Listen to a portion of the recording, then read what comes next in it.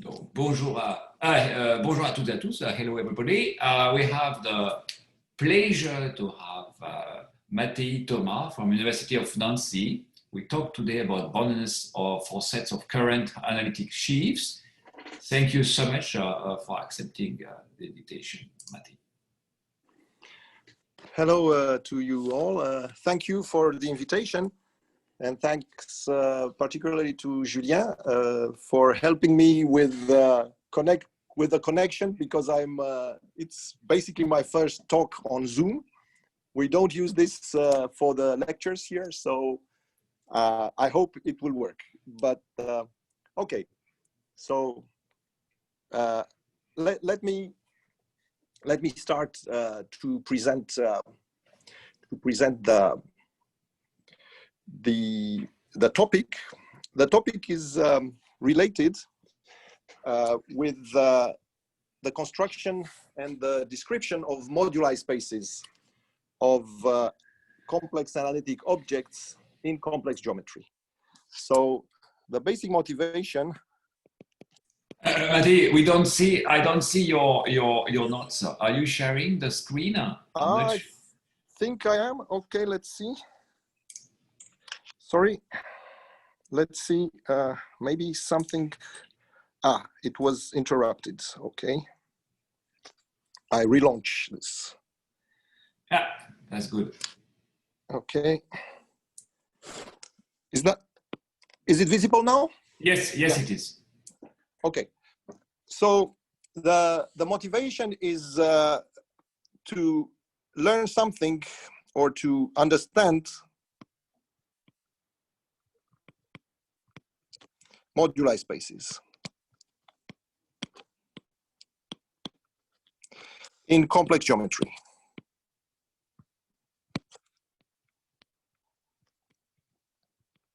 So even the construction may be and is related to the notion of boundedness. Well, sometimes it is automatic, so you don't know that you need boundedness.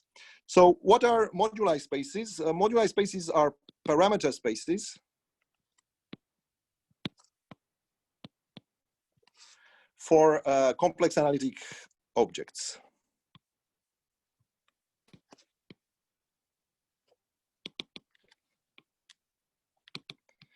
And the beautiful thing about them is that they tend to get automatically a natural complex structure. So they will be complex analytic spaces themselves. So the classical example everyone knows is the example of moduli of compact Riemann surfaces, which actually were introduced by Riemann himself. We will be, okay, so let me first fix some notation. X will be a compact complex manifold in this talk, and most of the time. And let me give you one first example, which is typical for this for our setup. So let's take the following challenge: classify all holomorphic vector bundles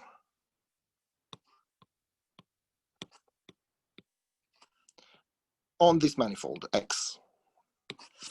So when you think of that, there will first be an obvious discrete topological classification.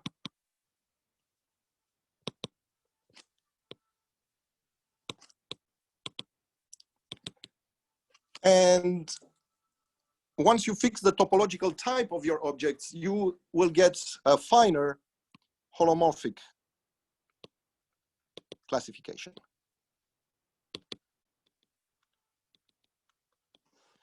So if we want to be a little bit more concrete in this example, let's say we fix some topological vector bundle, complex vector bundle on X, and consider the set E be the set of isomorphism classes of holomorphic structures.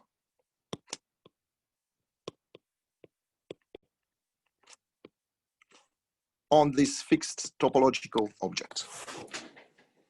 So the question is, can one endow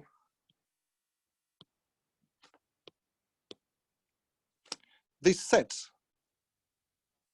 with a complex analytic structure, with a natural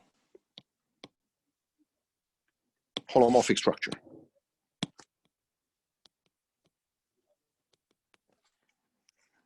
And the answer is yes, at least if the rank of V is 1. And everybody knows how to do this using the exponential sequence. In this case, we get what is called, we get the component of the Picard group or variety of X of holomorphic line bundles. So these are line bundles of Chern class, first Chern class, C1 equal C1 of the given topological type. And it is known that this is a smooth complex space. Well, so now, what shall I mean by saying that a set, or a subset rather, a subset F of E is bounded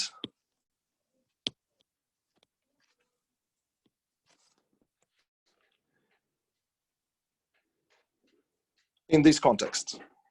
So I would just say, because now this set E comes equipped with a holomorphic structure, in particular comes equipped with a topology, I will say that this is bounded if it is relatively compact.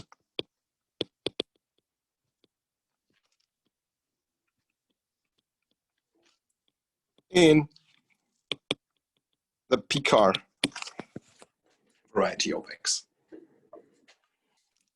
So in this setup, we see that there is a natural, there's a natural idea how to define boundedness. Now, let's go further. We'll see that this is not the original definition.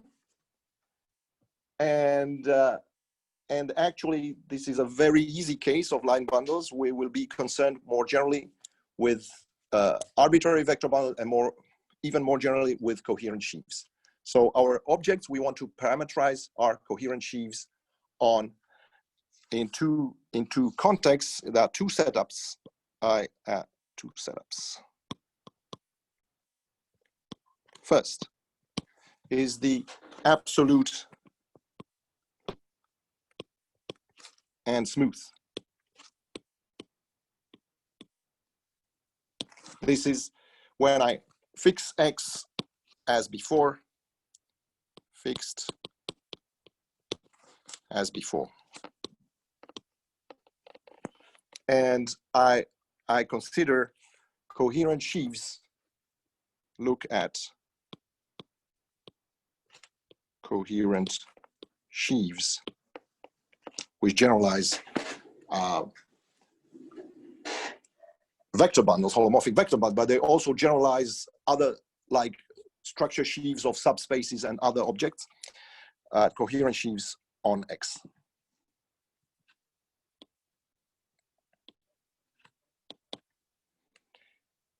and we look at sets of isomorphism classes. Set is some set of isomorphism classes of such objects. And we want to define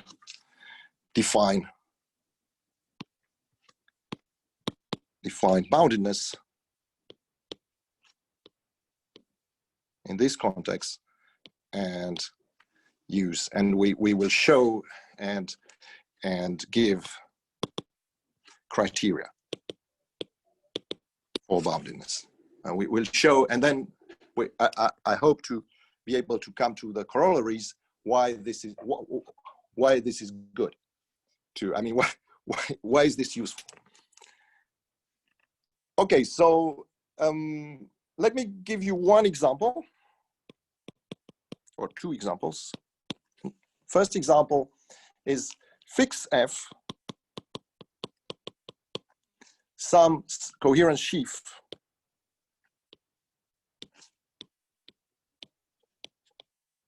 on our manifold, and let E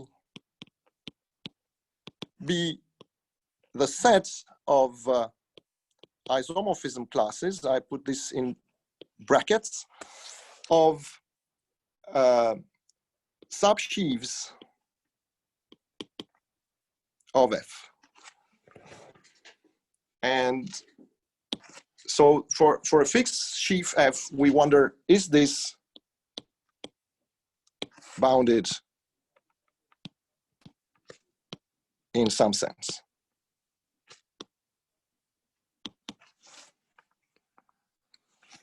Okay. Now we'll consider this question. So what is known is that if instead of known, and I will come back to this, if instead of subsheaves we consider quotient sheaves of F, then these are parametrized. I put an arrow like this to show that it is a quotient.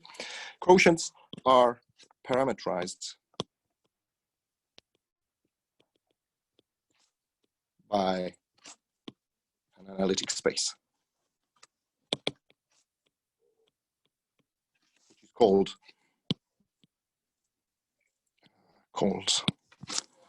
Douady space.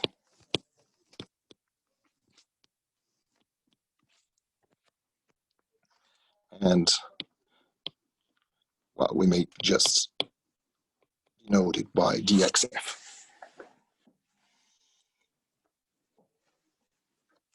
Okay, and one may wonder about now about the fact of if some subset in this Douady space is bounded, is relatively compact. Since this is an analytic space, it has a topology, so we can speak about relative compactness like before. Okay, the same situation,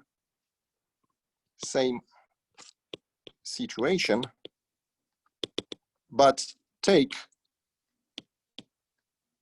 F to be the structure sheaf of X. Then E is an ideal sheaf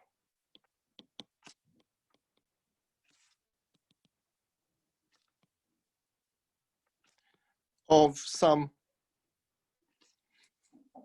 complex subspace.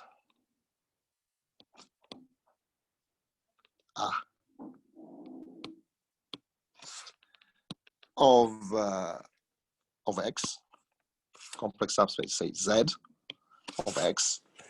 And now the Douady space is also denoted by dx, and it is the space.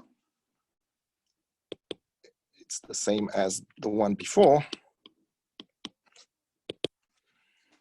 but for structure sheaf OX, and this is the space of all complex subspaces of our manifold X, capital X. Okay, so this is these are two situations where we may wonder about boundedness, and there is now the second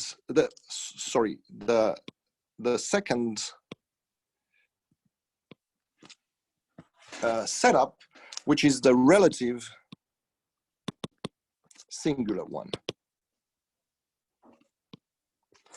So in this setup, we choose some proper morphism. Well, let's say proper morphism. We are in the relative situation, and we don't ask for of complex spaces.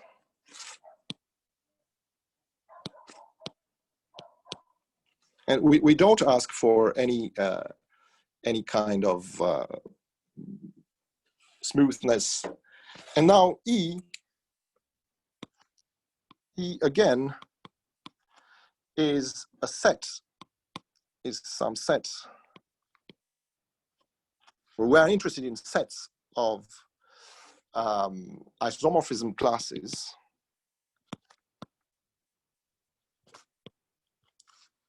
of coherent sheaves in the fibers of X over S. So this is a little bit more delicate to deal with, but it is important in applications. So what I want to speak today about is results I have obtained in the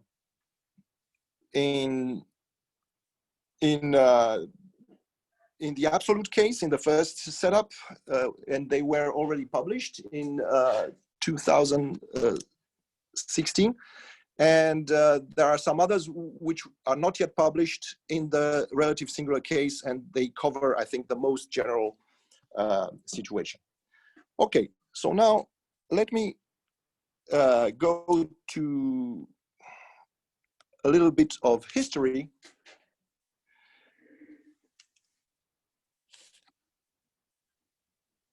Which starts in 1961, when Grothendieck constructed the Hilbert and the quad scheme for a projective scheme X over a field K.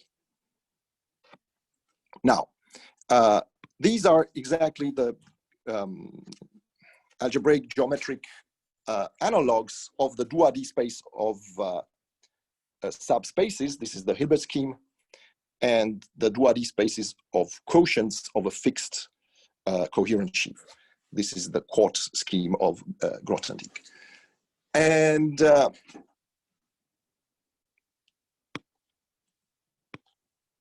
where is it? Yeah, okay.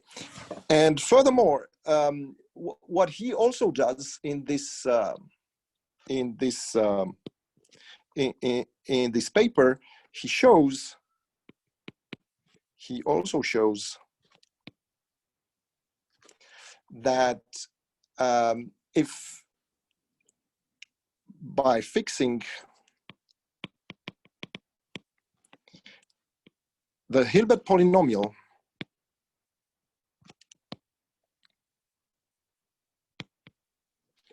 of the objects, of the involved objects,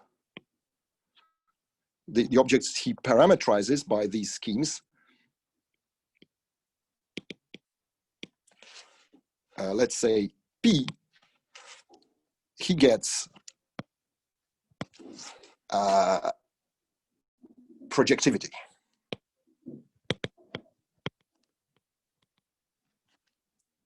For the corresponding connected components. There's, let's say, Hilb X, P, and quad X, E, P. So the effect of fixing a Hilbert polynomial is is equivalent to fixing the in the example we considered before of fixing the topological type. So once the topological type is fixed, he shows that these moduli spaces he constructed are projective, which means, again, compact if we work over C. Okay, so in the same, in order to do this, he starts his paper by introducing boundedness and proving a criterion for boundedness.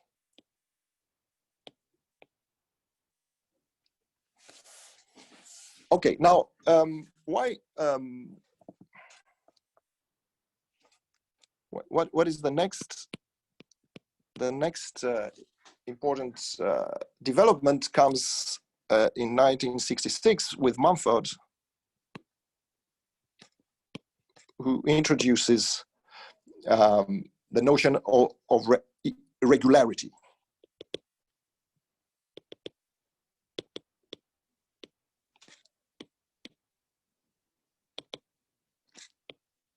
Of coherent sheaves.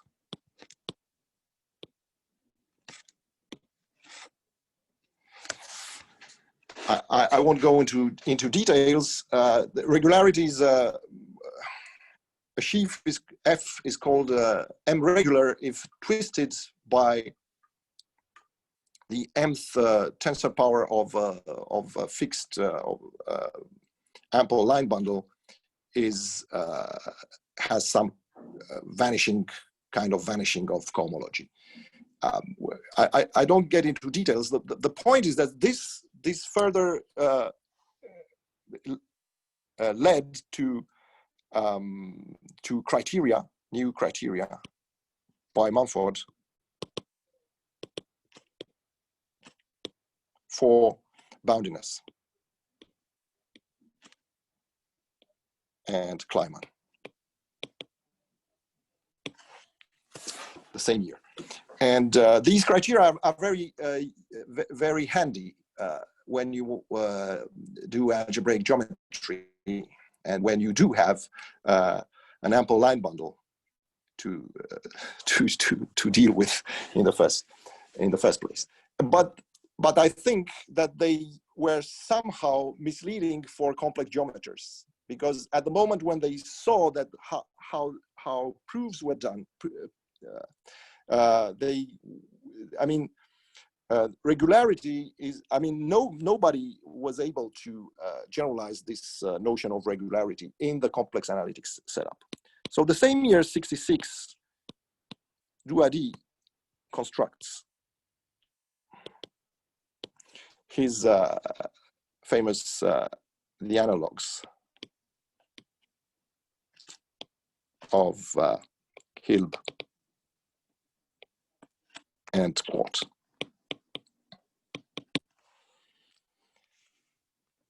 And later,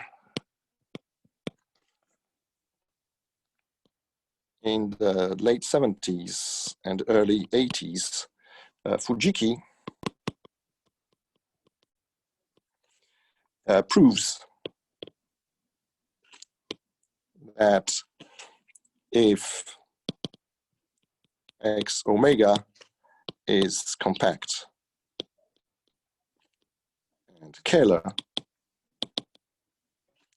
then the corresponding, then the irreducible components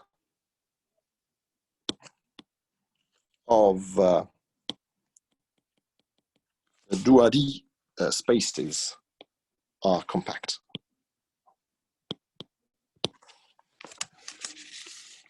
So this parallels Grothendieck projectivity statement theorem. Okay, so there's an important remark to make here, namely that the two compactness results, that of Grothendieck and that of Fujiki are not similar. The hypothesis for Grothendieck is fix the topological type, then prove compactness of the parameter spaces. And the Fujiki only proves the compactness of the irreducible components. It could have been that the actual, if you only fix the topological invariants, you will only get Douady spaces. You could get infinitely many irreducible components in a same connected component in a Douady space. So this we'll see that it doesn't happen actually, but it was not excluded in the previous. So the approach to proving the results is a different one, to proving this compactness result, and as a and also the results are different. A difference between Fujiki and Grothendieck is topological type on one side against irreducible components on the other side. So actually Grothendieck proves more, but of course in a different setup. Okay, so now let me go to the second part of the talk, which is to present the definitions and the criteria. Okay, so now let me do this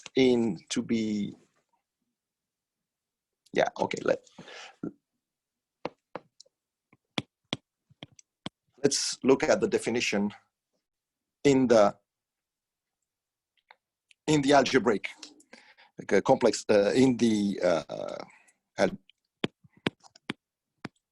in algebraic geometry. So we take X to be a scheme of finite type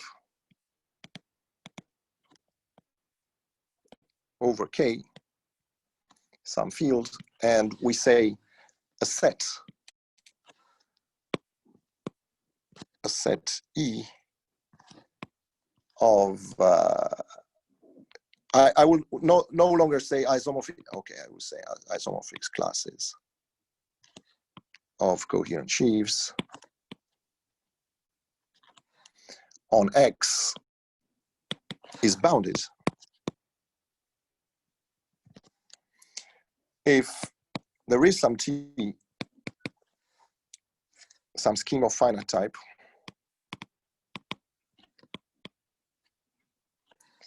and the family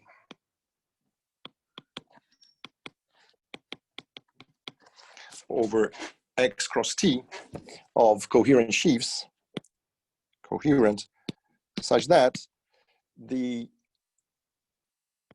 set E is contained in the set of the fibers ET, where T runs over capital T. So this means that you can recover every coherent sheaf in your set E as a fiber of this family, some fiber of this family.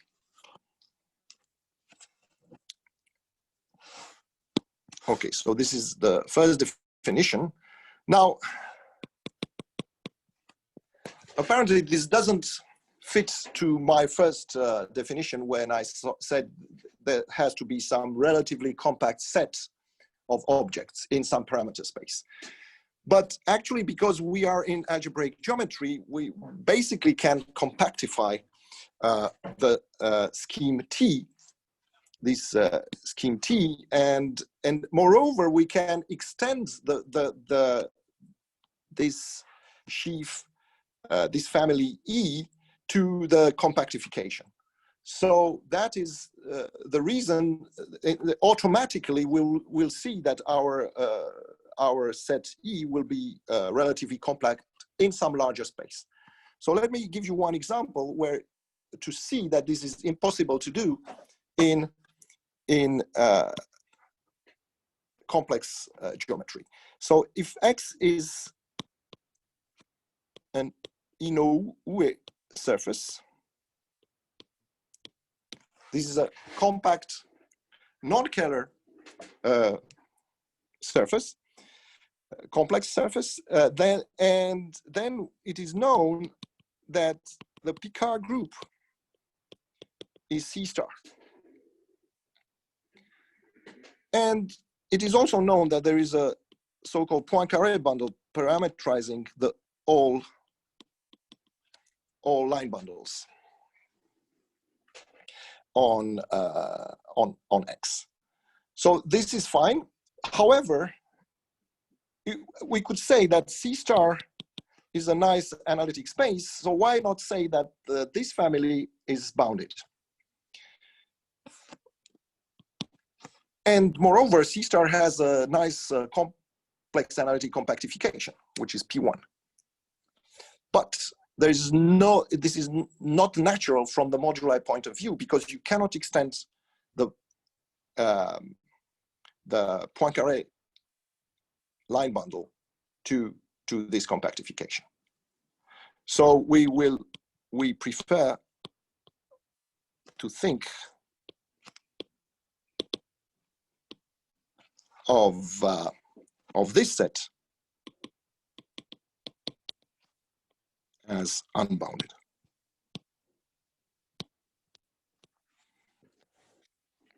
Okay, so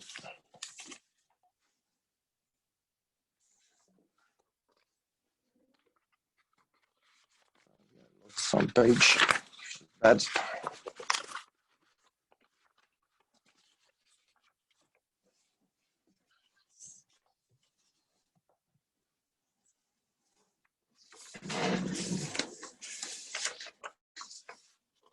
Oh, this is terrible. Sorry, just a moment.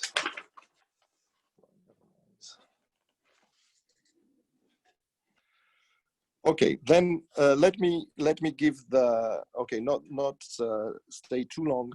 I lost one page of my presentation. Oh, I found it again. But everything is all right again. Okay, now let me give the definition I would like to have in the analytics case. So let this time X an analytic space.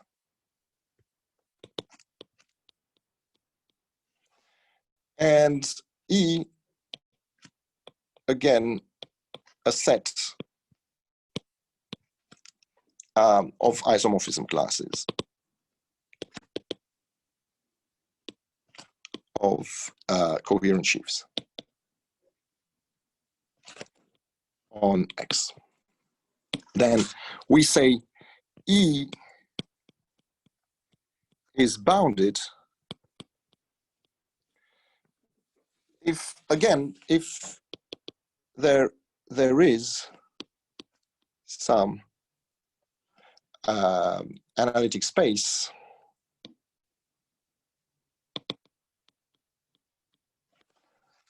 S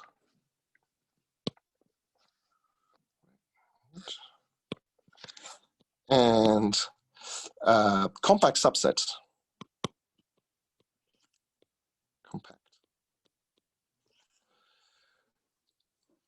plus and a coherent sheaf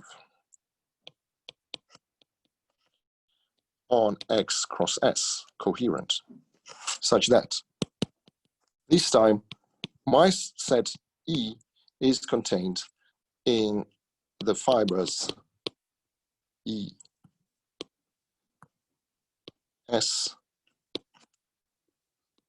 small s in cap in the compact set. So this is in the spirit of my first definition. Okay, so the definition in the relative case can be also given, but it's more complicated. I would not give it now. Okay, so now there is one thing I would like to say is that we need in order to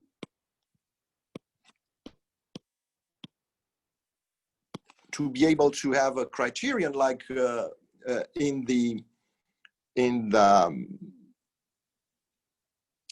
Grothendieck's case, we need a replacement for the Hilbert polynomial. Remember that Grothendieck fixes the Hilbert polynomial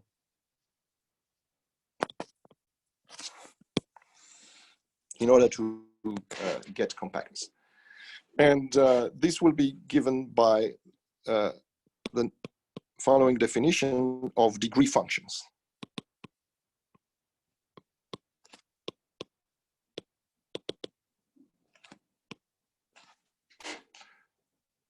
Okay, so a degree function is a group morphism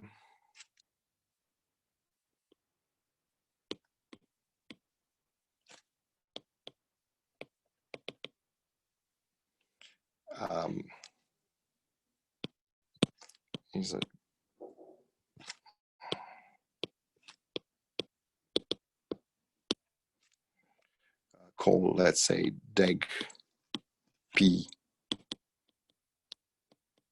on the Grothendieck group of coherent sheaves with real values such that, first of all, it is positive or non-zero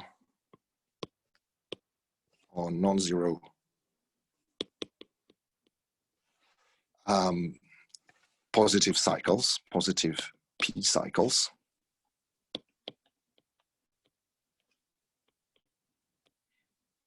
X.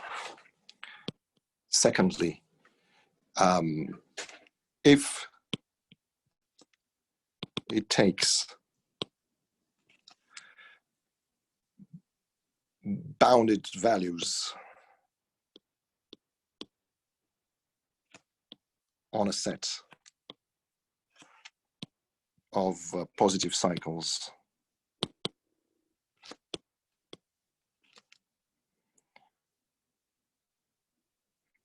then this set is finite.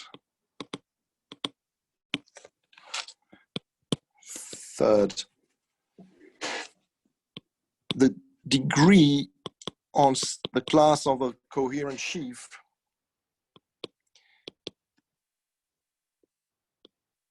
is the degree on of the cycle associated to this sheaf, p-dimensional cycle, if the sheaf is p-dimensional. And fourth, the degree is continuous on flat families of sheaves.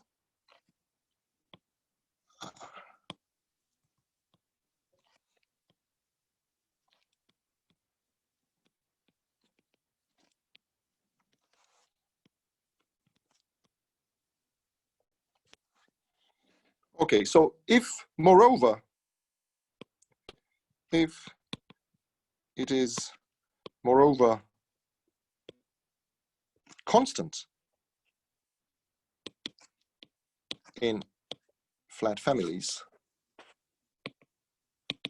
we say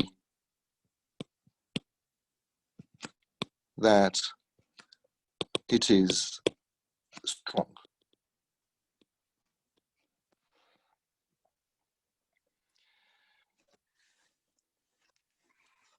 Another definition, if we say that deg P comes from differential forms,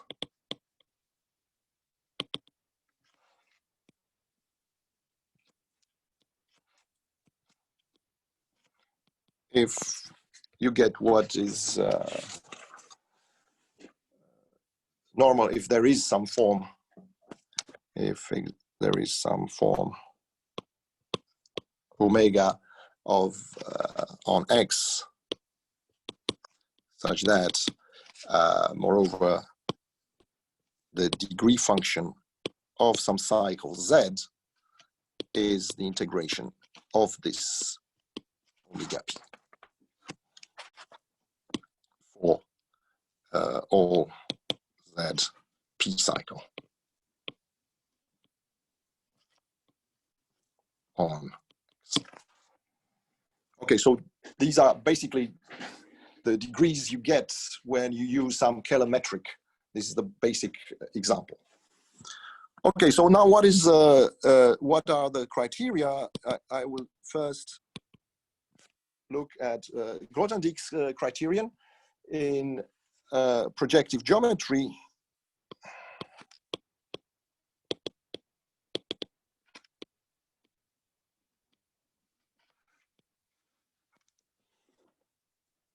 Okay, to do things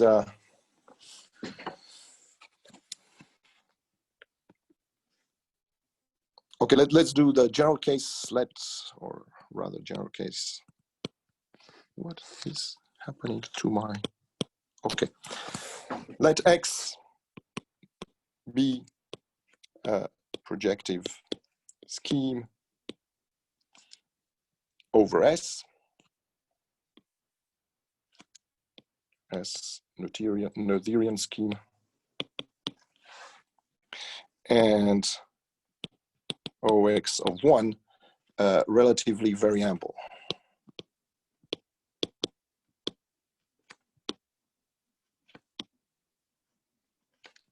Line bundle on XS, X over S. So let then a set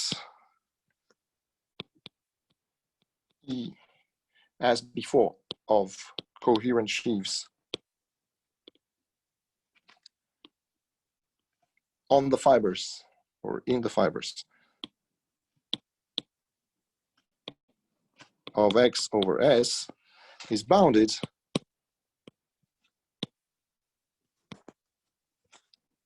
if and only if two condition hold. There exists some n, small n and some capital N, such that E is contained in the set of classes, of isomorphism classes, of quotients of OX of minus n to the power capital N, direct sum, and F is such a quotient. And the second condition is the Hilbert polynomials when E runs through the set E, the set of Hilbert polynomials is finite. So these are Hilbert polynomials.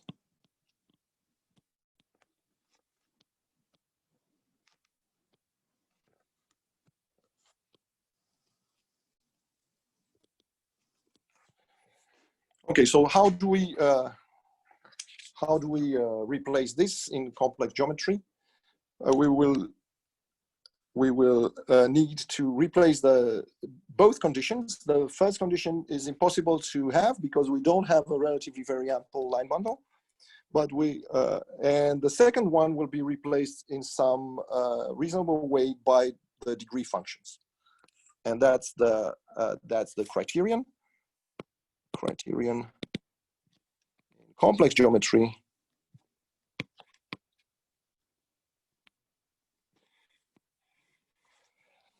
as before.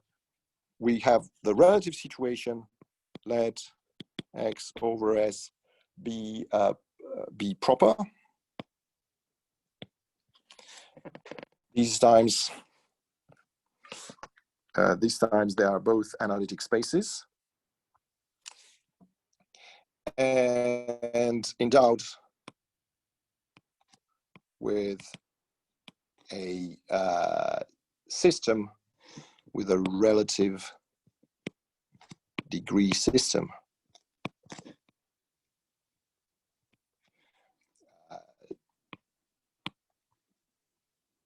Deg D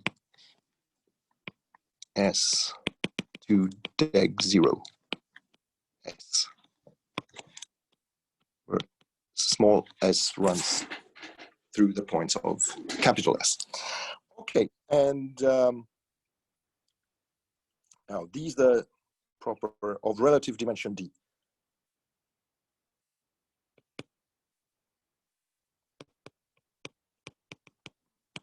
I include this here. Coming from differential forms.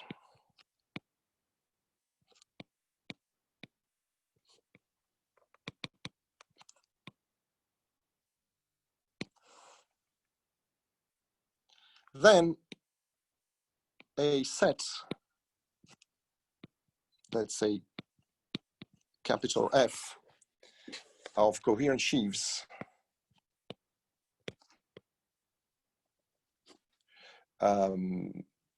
of dimensions, well, actually, smaller than D, on the fibers of X over S is bounded if and only if two conditions are met. First of all, there exists a bounded set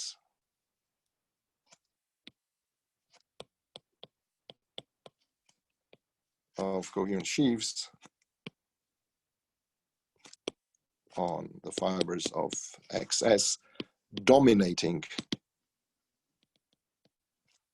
the set F, in the sense that F, this set is contained in the set of quotients of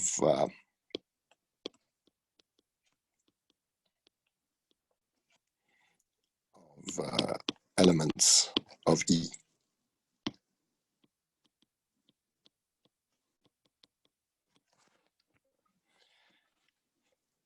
And the second condition, that there exists a system of continuous functions, delta,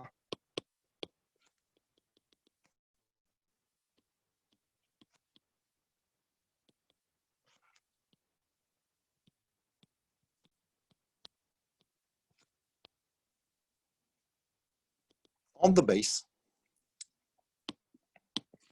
on S, such that for all J,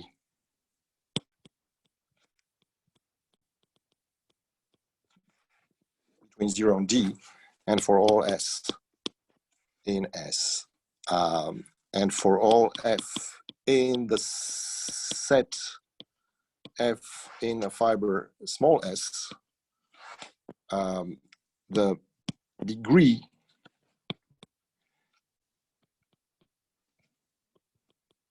of this sheaf is bounded from above by delta J.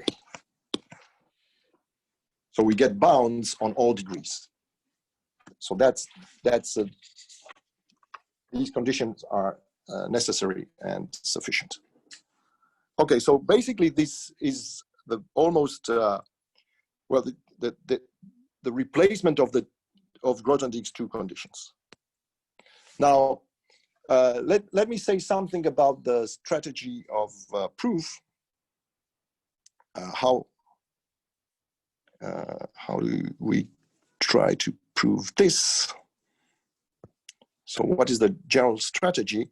And this is connected to some metric issues. Okay, so let me first say the strategy in a very easy case. Okay, so let's say easy case.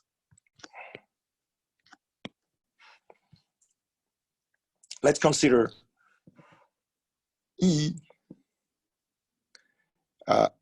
Well, consider now the absolute situation, absolute case, smooth case. E some rank R+1 vector bundle on X, and consider sheaves with quotient sheaves.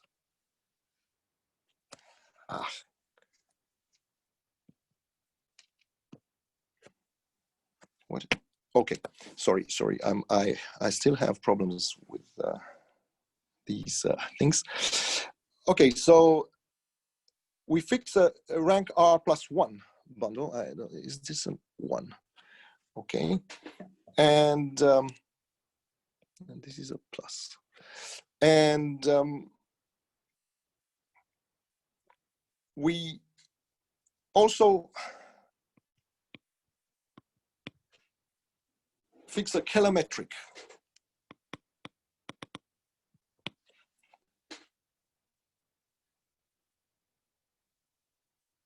on X. We suppose X is scalar. This makes things easier.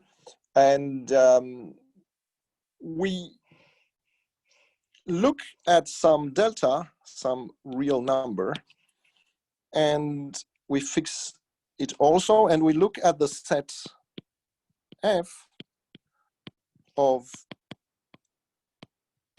quotients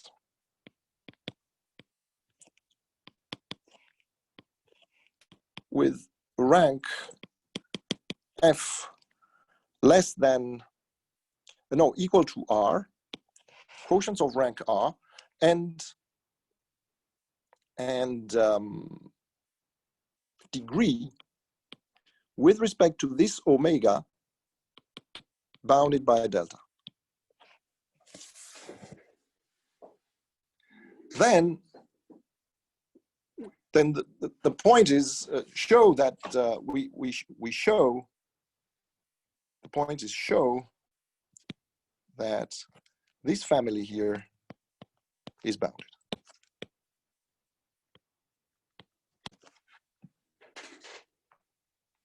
Okay, so the strategy is the following. We look at, first look at such a quotient, and which gives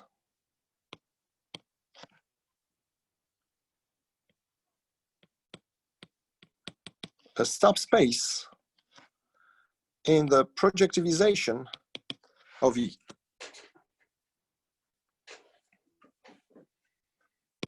Then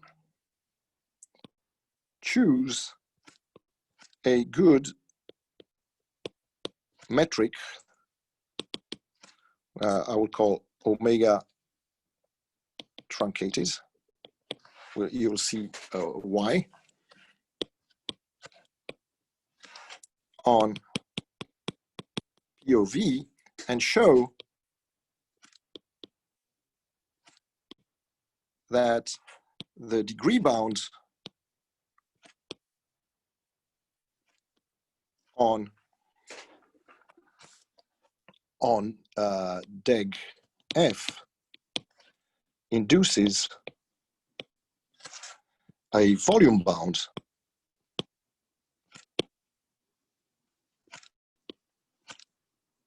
on P of F inside.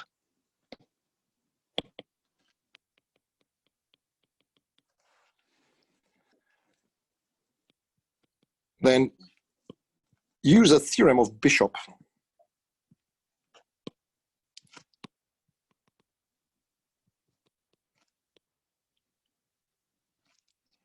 which tells you that if you have cycles that the subspaces, that the cycles lie in a compact subset in the cycle space, in C, in the cycle space of P of V. And and then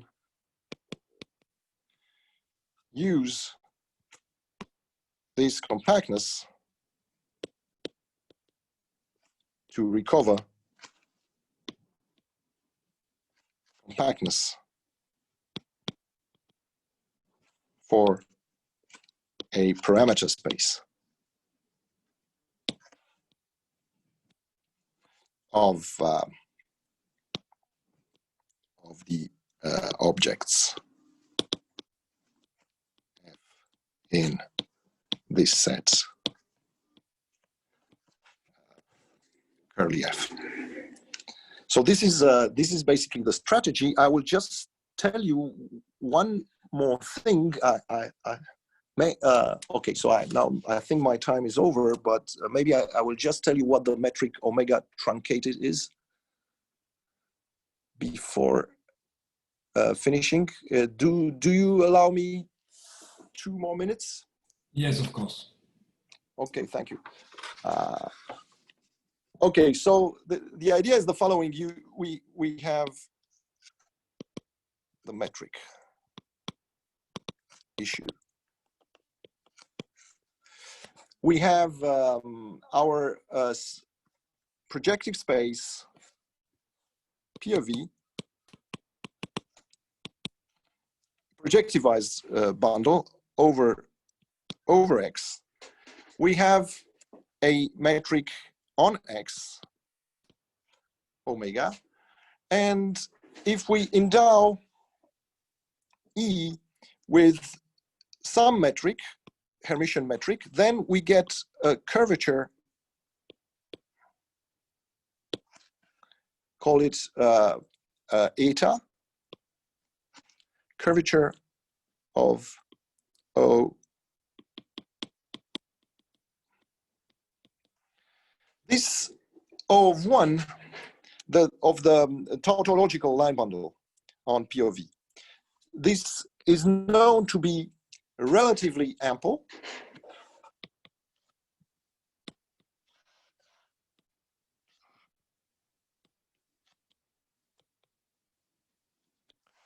And so if we adjust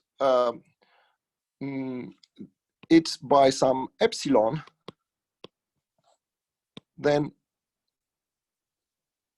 this guy here becomes a Kähler form.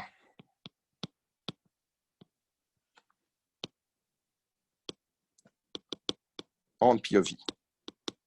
Of course, here you need to take pi upper star of omega. And now you would like to measure volumes. So if X is of dimension D and E is of rank R+1, then you want to measure volumes of rank.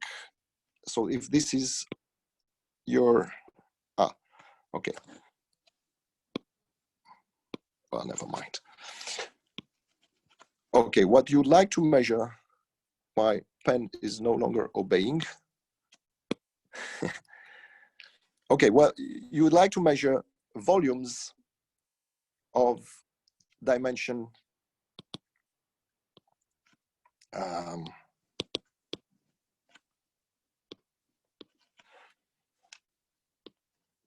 D plus R-1. These are the P of Fs, the dimensions of the P of Fs. So, and what is, and now you take the Taylor expansion here, not a Taylor, yeah, a Taylor expansion. And this is the following. There is some omega to the d wedge epsilon to the r minus 1 eta r minus 1 plus plus r minus 1 d minus 1 omega to the d minus 1 wedge epsilon to the r eta to the r plus other terms. And if we truncate and take only these two, then we get still strictly positive in this setup, a strictly positive form with which we can measure volumes. And it is this form which corresponds to the degree functions we fixed downstairs on X. And this is the form which has to be used. The major problem is when we are not in this baby case, where, for instance, the sheaf E may be singular, then the projectivized bundle is no longer smooth over X. It is a singular manifold, and then this truncated form is no longer strictly positive. So it only gives you it is only positive. It only gives you a pseudo volume, and this is not enough to conclude with Bishop's theorem. And then some work has to be done in order to estimate pseudo metrics compared to true metrics on this singular space. Okay, so this is what the computation does. So one application, there are two applications. I won't list them now. One application is that now we get compactness. In the Keller case, we get compactness of the connected components of the Douady space and not only of the irreducible components. So we get some kind of a topological statement. And secondly, for the notion of semistability, we get openness of semistability for sheaves, coherent sheaves on complex spaces, compact complex spaces. And this was not known in complex geometry. It was known only in algebraic geometry. So the openness of semistability in flat families. Okay, so sorry for this extension, and thank you very much for your attention. Thank you very much. Let's go to some quick questions, maybe, or remarks before thanking formally the speaker. Just a couple of quick questions. For the Decatur case, we know at least for cycle spaces, this is known for Douady and Barlet cycle spaces, compactness. But only for the irreducible components. Only for the irreducible components. But once, once you add the degree, that also bounds them, because the degree is the volume, and by Bishop's theorem, you know already. Oh, well, it will do for Barlet spaces, but it was not known. Actually, this this idea to look at this boundedness question is coming from a question of Barlet. So Barlet wanted to know whether Douady is proper over Barlet. So in French, he said, est-ce que Douady est propre sur moi? So he, yes, so he wanted to be, okay, so that was one issue. So it was not clear that you could not have some kind of picture like this. If you still can see my, Yes, we can. Yeah. Okay, so some kind of picture like this, you have some irreducible components of, this is Barley, the Barley space, and this is the Douady space, and which is proper over this, but then you have another irreducible component and another one and another one and an infinite, in this sense, you could have connected components with infinitely many irreducible components, which cover, they are no longer, I mean, the connected component of the Douady space is no longer, so is this proper? So that is, it is Barley's question which motivated me to study this. And on the other side, I was interested in moduli spaces of semi-stable objects. And so this is, this openness of semistability is somehow basic in order to be able to construct moduli spaces in a reasonable way. In general, that shouldn't be proper, right? The Douady space or Barley. No, in general, if X is not Keller, then I think there are very ugly examples where well, yeah, where it is not proper. Yeah. So now, yeah. So now bounding the degrees is well, some easy, so to say. You just apply Bishop theorem. Yes, exactly. But you have to take a little bit of care, because the Douady space allows more than just cycles, right? Is the scheme structure also has to be taken care of. Right. So also these things, all of these things has been done in the relative setting. I mean, not only by Grothendieck, but Fujiki did everything in the relative setting. It's true, but again,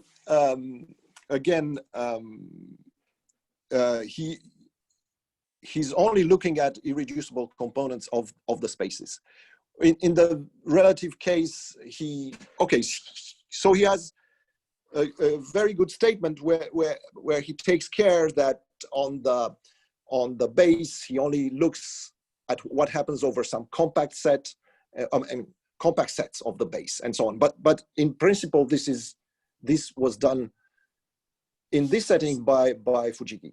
So Fujiki, I met Fujiki after writing this paper, and he had a very good opinion. I mean, he said it was, I mean, of this extension of his results. So in a sense, it is exactly this. It is an extension of Fujiki's result with the application to semistability. But this, of course, could have been done before, but not. Yeah. Okay. Are there real applications in the general case? Because in the non-Cater, even the Cater case, constructing cycles or knowing whether there exist vector bundles is a very difficult question. It is. So I have a couple of application. For instance, okay, so this is a recent paper of Daniel Greb and myself, where we consider the following situation. So we look at a projective manifold over C, and of course you have an ample line bundle, so you can construct moduli spaces of semi-stable objects, semi-stable sheaves. But if you want to change the ample class with respect to which you compute semistability, then there is some kind of wall crossing phenomenon. Mm-hmm. And situation exists where the wall crossing occurs over some irrational walls which are not not given by line bundles, by ample line bundles. So, but they will be given by Keller classes. So what we consider is moduli spaces we construct moduli spaces, which will be the end result. They will be proper algebraic spaces, and for semi-stable coherent sheaves with respect to Keller polarizations. So these spaces are interesting because of the wall crossing phenomena, but also in order to deal with those, we need to have these boundedness results in a crucial way. Actually, all through the paper, I mean, this is behind. The boundedness is essential. Right. I should say. Yeah.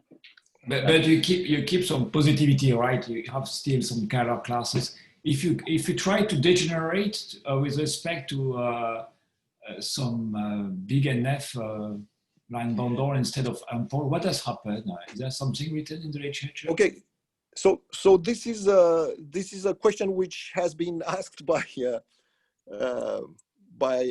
people working on, for instance, on these holomorphic symplectic, in the singular holomorphic symplectic manifolds or varieties. Mihai Păun and Henri Guénancia, they asked me specific questions about how can we degenerate towards non-necessary, strictly positive classes. And there is a corollary to in my preprint, which deals exactly with this situation. And I think they were very happy with that. They can apply that to also in the Kähler case. Okay, so you deal with that. Let me ask. Okay, so you have thought about that. And this is also a consequence of this. Let's say, of the generality of choosing these degree functions coming from differential forms and so on. At some point, you were commenting about the regularity, the Castelnuovo regularity, right? So in this picture, this disappears. I mean, how is it replaced? I think it completely disappears. Actually, my guess is that complex geometers, well, somehow lost hope of doing anything about boundedness, because after Mumford, everything was done in terms of regularity, of Mumford-Castelnuovo regularity. If you look at recent texts on the Hilbert scheme, construction of the Hilbert scheme, the Grothendieck's construction never, I mean, boundedness never, even the definition is not, it is there. The definition has to be there, but the Grothendieck's criterion is not there, or rarely. And most of the time, it is Mumford-Castelnuovo regularity which is used. But what is regularity? It means that some twists of your, I mean, that twists, high enough twists behave well by ample line bundles. So how can you use this in a complex analytic setup? It is, yeah. I don't see how. I mean, for me, it was hopeless. But it's some vanishing on some cohomology, so it's related to some, I mean, it could be seen as some kind of positivity of curvature, you know, and applying Bochter, Kodera, Nakano vanishing theorem behind this. Yeah, but how do you twist with a Kähler metric? I mean, this is, I mean, you have to find something else, obviously. Mm-hmm. This is, and also the proof,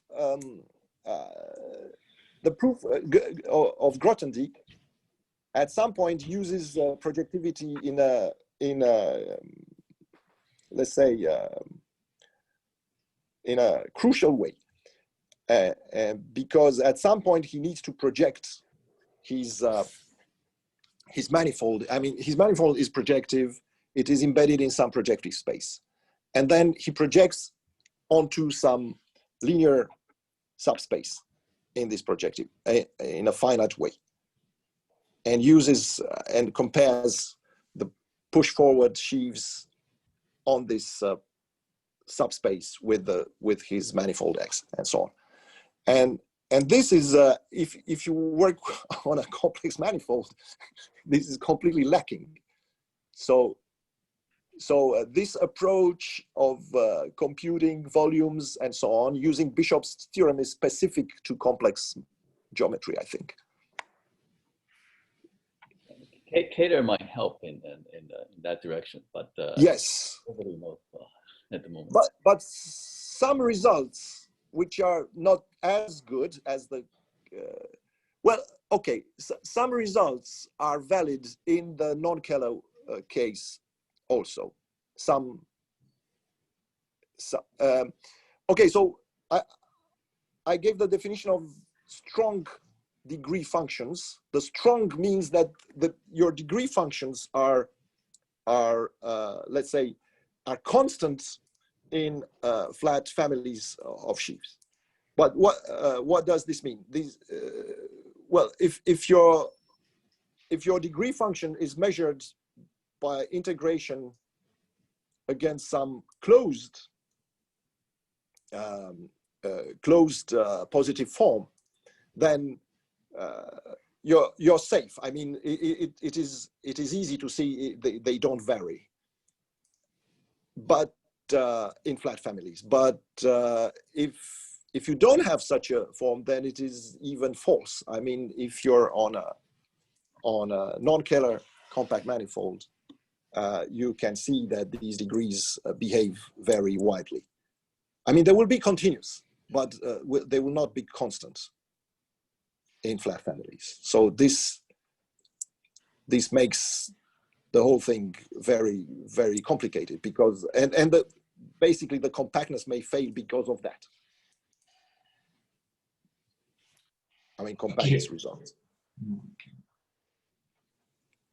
Very, very good. Very interesting. Are there any other comments or questions? Okay, we are, I think, quite late. So let's thank the speaker formally. Thank you very much, Matei, for your talk.